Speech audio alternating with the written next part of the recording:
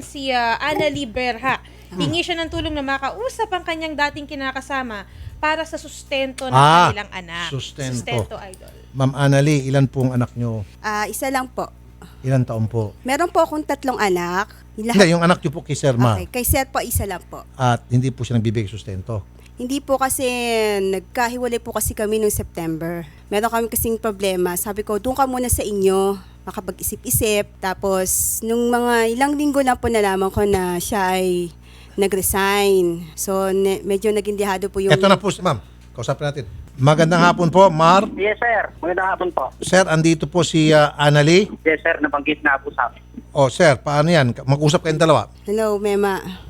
Oh, ano bang issue mo? Nag-usap na tayo kung sa bata lang. Oo nga. Diba sabi ko Oh. sa'yo, yung birth certificate, gusto ko Bakit nga pirmahan pinipilit mo mo. yung birth certificate? Kasi Pwede ko naman sustentuhan niya ng wala yung birth certificate. Isipin mo nga yung ginagawa mo. Diyan kay Ian na ginagawa mo. Ngayon pa lang masyado ka ng desperada. Paano pa kung na-apelido sa akin yan? Alam mo naman ang trabaho ko, pasilpot-silpot lang, nagtatatulang ako. Teka muna, sa birth certificate, Hindi po kasi siya in-acknowledge. Dahil nung time po nanganak ako, siya pa yung nasa abroad. so gusto mo i-acknowledge niya? Opo. Nag-usap po kami last year nung nagsasama po kami. Nako, Nasikaso ko sandali lang po, yung- ma'am. Mukhang nalalagay ka sa alanganing sitwasyon. Kasi pag hindi niya po in-acknowledge na hindi niya anak yung bata, meron pa naman isang recourse.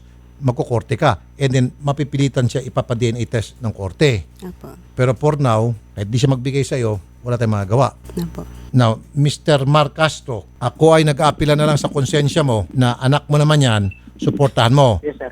Ito po'y Yes, sir. santong dasalan. Kapag nagmatigas ka ho, santong paspasan, tutulungan ko to si ma'am, akit kami sa korte, at syempre yung korte, obligahin ka na magpa-DNA test na para malaman kung anak mo ba o hindi. At kapag nalaman na anak mo, babayaran mo and then babalik, i-antidate natin up to the time na pinanganak ang bata hanggang ngayon, kailangan magsuporta ka. Noon, sir, nung nasa Saudi na ako, nung ipanganak niya yan, nung pagdating ko po, ni isang pangalan, wala yung pangalan ko sa birth certificate kahit dun sa likodan. Tapos nung tinatanong ko siya kung bakit, mama raw niya ang nag-ayos. Sabi ko, pwede naman siguro ilagay yung pangalan ko lang dun. Pero hindi naman sa akin i-aapelido, tsaka na lang natin ayusin. Ba't hindi nilagay yung pangalan ni sir? Hindi ko po kasi alam kay mama dahil nung time nanganak na nga po ako, wala pa po akong lakas para magsulat. Si mama po ang Okay. nagsulat noon. Alright, narinig mo na po yung panig ni Ma'am Annalie. Now, Yes, hayaan na natin yung tapos na yon. Move on na lang tayo. Dito na tayo sa present. At least, alam mo na talagang anak mo itong Yes, sir, pinag-usapan hindi ko natin naman bata. pwede kinakaila. Okay, sir, ganito ang request niya. A, ilagay mo yung pangalan mo sa birth certificate ng bata, ang kinin mo. Kawawa naman yung bata. Ayaw natin maging bastardo yon. Then B, magsuporta ka naman, sir. Konsensya mo na yon. Naman po niya yan, nagbibigay po ako. Ito nga po ang masakit eh. Nung araw po nung birthday nung bata, December 29, hindi tatapos yung maghapon. Nag-post siya sa Facebook na kung ano-ano. Tapos yung mga kaibigan niya, kung ano-ano yung pinagsasabi sa akin, na keso daw wala ako. Tapos nandun ako, nagpunta ako, may pakong cake. Tapos, hindi pa ako nakakarating nung araw na yon. Pero ang dami niya ng husga para sa akin. Tinext niya pa yung kapatid ko. Ang sabi niya, wala raw palang maaasahan sa akin. Wala daw akong kwenta. Nung dumating ako doon, ni Honey Hoy, wala. Sige po, may pagkakamali siya dyan, may pagkukulang siya dyan. Maging yung nanay niya, nandun na tayo. Pero sir, alang-alang po doon sa bata, alang-alang po doon sa inyong anak na inosente po. Pwede ba bigyan natin siya ng maayos na pangalan? Apelyido mo dahil ikaw naman talagang tatay, isa yan. Tapos pangalawa, pwede ba sir, sumuporta ka na lang. Huwag na natin idanto Yes, sa sir. korte. Nag-usap naman po kami tungkol dyan. Sabi ko naman sa kanya, Nag-usap tayo Nagbibigay- kasi nung nalaman mo ipapatulfo kita. Nakablock ako sa 2 kong account. Tapos nung Hindi nalaman yun. mo Kasi- papatulfo kita, saka mo ako in-unblock at nagsalita ka tungkol sa bata. Ngayon ang habol ko, ako na ang nag-asikaso ng papel, sagot ko na yung processing fee para sa acknowledgement ng bata. Ayaw mo sumagot. Paulit-ulit ko tinatanong sa'yo, pakiusap para lang sa bata. Ano sagot mo? Wala. Tapos hanggang unblock mo na naman ako ulit. ang sabi ko sa'yo, yung sustento, ginagawan ko naman ng paraan. Ngayon lang naman kasi wala akong trabaho, di ba? Nung doon naman ako nakatira, nagbibigay naman ako sa'yo, di ba? Oo Oh. nga. Ang hinahabol ko is yung legal ng bata. Kasi bata Oh, pa siya, eto, Tingnan mo, tatanungin broken kita. family na siya. Ngayon, ayaw kong mangyari na pagdating ng panahon, sisihin niya ako bakit meron siyang kinikilalang tatay, tapos pagdating niya sa kanyang papel, birth certificate, wala yung pangalan ng tatay niya, hindi niya apelido tatay niya. Yun lang naman yun. Masama ba sige. yun? O tapos, pag napilido sa akin, tsaka mo ako gigipitin. Kasi obligado. Dapat lang talagang obligahin kang magsuporta dahil anak mo yan. Dinala mo sa mundo yung batang inosente. Sir, opo sir. Ang ibig ko lang pong sabihin, kasi alam naman niya na may 3 akong anak eh. Baka mamaya manghingi siya sa morda ng hindi ko naman kaya. Paano naman ako nun, sir?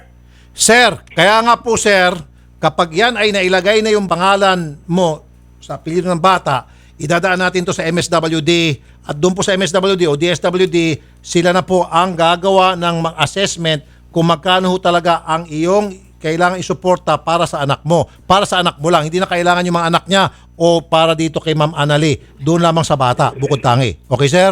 Sige. Okay po, okay po. So sir, first Yes, sir. step is yung papeles po ng bata, ayusin natin, pirmahan mo na sir, i-acknowledge mo na yung bata, wag mo na intayin pa na makaladkad ka namin sa korte. Okay sir? Sir, pwede po bang humingi ng konting konsiderasyon? Sige po. Kasi po, ang nantsahin ko, ngayong week na to, baka nasa Cavite ako hanggang Sabado. Okay? So, baka mamaya yan, mag-apura-apura na naman kung ano-ano na naman ipost sa Facebook na kung ano-ano, pati pamilya ko dinadamay. Okay, sige, naintindihan kita sir. Okay, Ma'am Annalie, pwede ba ceasefire?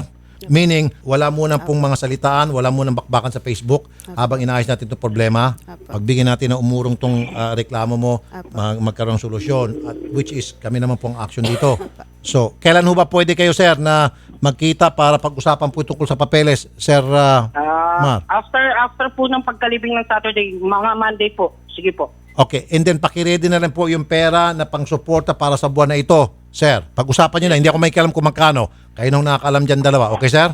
For the meantime? Yes, sir. Yes, sir. Sige po. So, Monday, Salamat po. magkikita ho kayo para pag-usapin. Saan Okay, po sir? ba kami magkikita, sir? Sa barangay, sir. Saan bang barangay gusto mo, Ma'am Annalie? Upper Bikutan po. Upper Bikutan, Sir Mar. Okay ba sa'yo? O, sige po. Okay. Kahit dumiretso na lang ako na maaga sa kanila. Mabuti naman. Tapos, Ayun naman. Sir Mar, madali ka palang kausap. Ako po'y humahanga sa'yo at lalaki ka kausap. Mabuhay ka, sir. Salamat po. Ma'am Annalie, ang unang goal natin is pipirma niya yung papeles na yan na para i-acknowledge niya tatay siya. Tapos pangalawa, obligasyon niya na sumuporta sa bata. Pero yung anak lang niya. Kasi Opo, meron kang opo. 3 anak, Opo. kinukontest niya ata yun. Opo. Wala siyang pakialam Wala doon po sa siyang pakialam hindi niya doon. anak. Opo. Doon na sa bata. Opo. Okay, ma'am? Opo. Sige, ma'am. Monday, ma'am. Kami nang gagawa ng paraan na magkita. Maraming kayo. Okay? maraming salamat. Yes, ma'am. Yes, ma'am. Salamat po sa pagpunta.